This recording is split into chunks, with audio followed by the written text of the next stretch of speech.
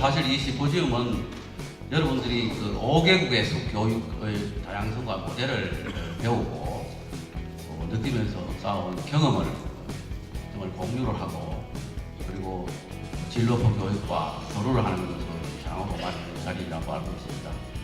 그리고 우리가 숲 학교라는 것은 산림과 복지가 결합되는 이런 국민 행복의 지름길이라고 이렇게 생각을 하고 있습니다. 그래서 여러분들께서 오늘 미래의 주인공인 유아 어린이들이 산림복지 서비스의 혜택을 누릴 수 있도록 숲 교사가 되어 주시기를 부탁을 드리겠습니다.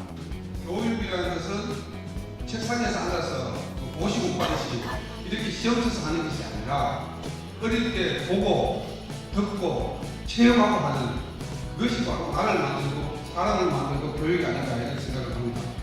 우리가 이론적으로 산소, 탄소, 기후변화 이런 이야기 하는 것이 아니라 산에서 내가 숨쉬는 것이 나무가 들이마시고 나무가 내쉬는 숨이 우리가 들이마시는 생생하는 이거 체험하고 몸으로 부딪히는 이런 한때 교육과 앞으로의 어떤 발전된 모습을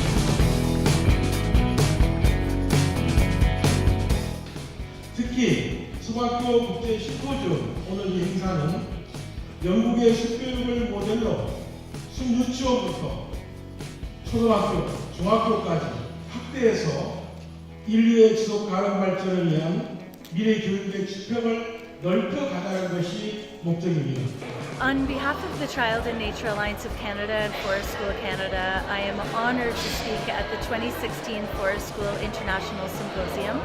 I was thrilled to accept the invitation extended by the Korean Forest Kindergarten Association, and I look forward to building international relationships that will support children learning in forests and in nature throughout the world.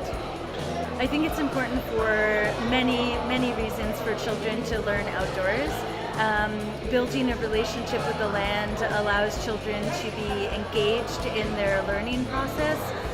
It allows for really dynamic, hands-on learning opportunities that speaks to the whole child, speaks to them spiritually, emotionally, physically, and intellectually.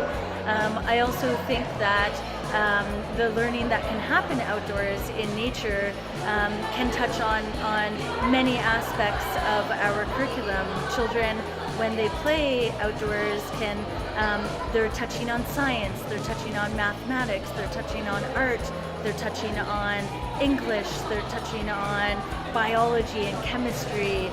So all of that learning is happening at the same time in a very integrated way. The organization is the Child and Nature Alliance of Canada, and our main program area is called Forest School Canada.